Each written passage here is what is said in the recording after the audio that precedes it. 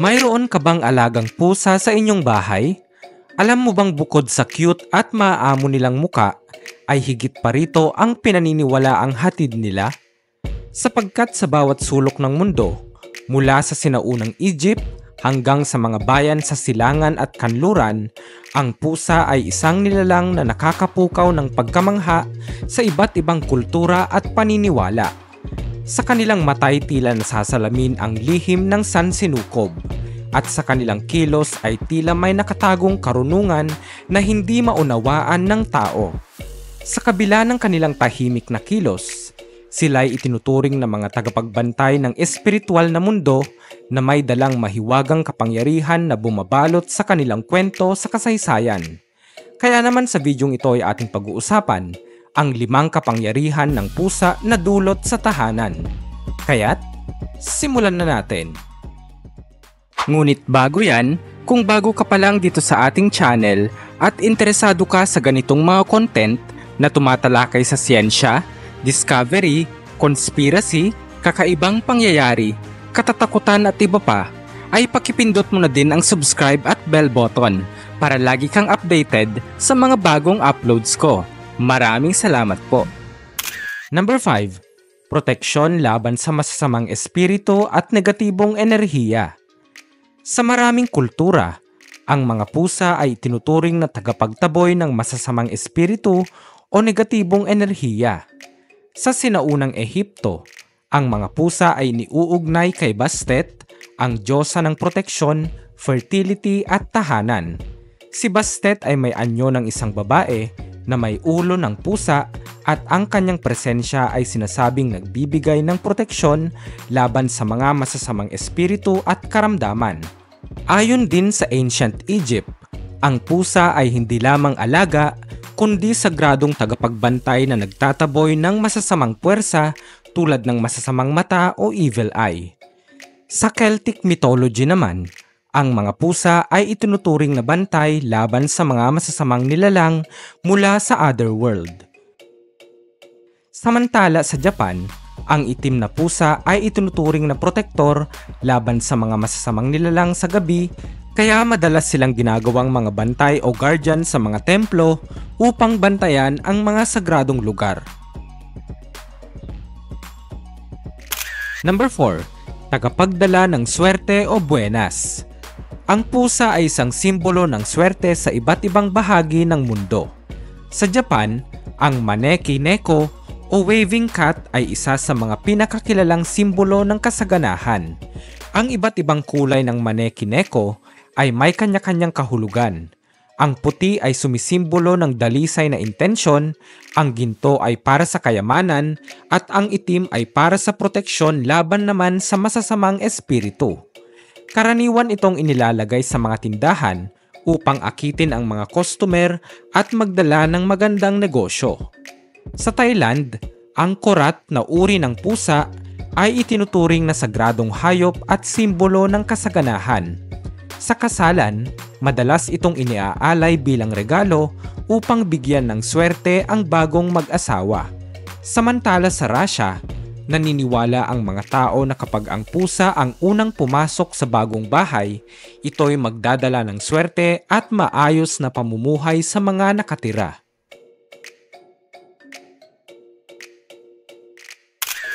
Number 3. Nagbibigay babala sa hindi magandang pangyayari.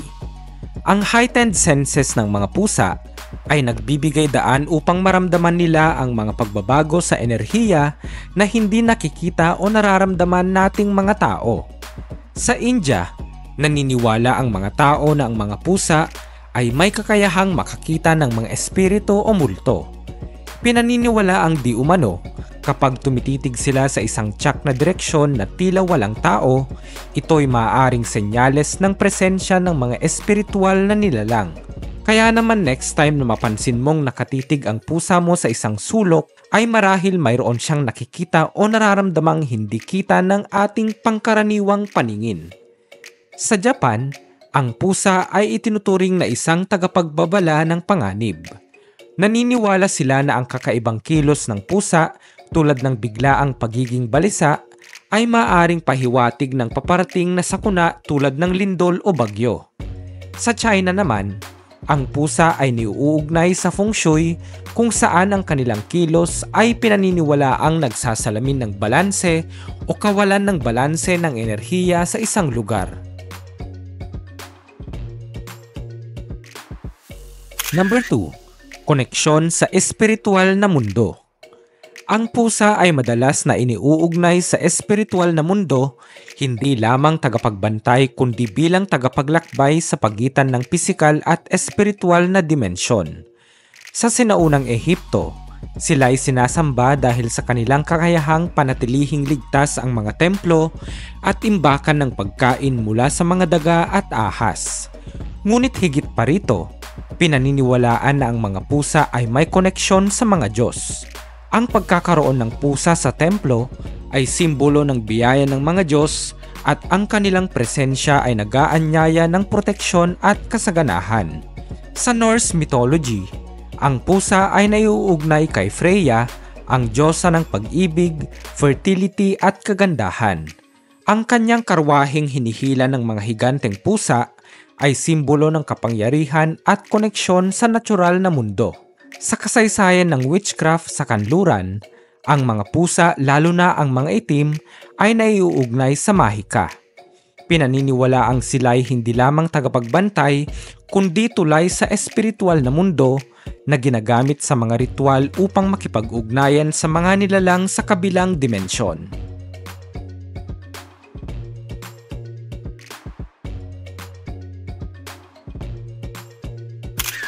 Number 1. Kapangyarihang tumulong sa pagpapagaling. Ang pag-purr ng pusa ay hindi lamang nagbibigay ng aliw. Sa modernong agham, napatunayan na ang vibration ng kanilang purr na nasa 25 to 150 Hz ay nakakatulong sa pagpapabilis ng paggaling ng buto at sugat. Samantala, sa tradisyon ng Russian folklore, ang presensya ng isang pusa ay itinuturing na mahalaga sa tahanan dahil pinaniniwalaan nila itong nagdadala ng kapayapaan at ginagawang positibo ang enerhiya ng lugar. Ang mga tao ay naniniwala rin na ang pusa ay nagtatanggal ng stress at negatibong enerhiya mula sa kanilang tagapag-alaga. Sa India, sa ilang paniniwalang Ayurvedic, ang pusa ay itinuturing na tagapaghatid ng healing energy.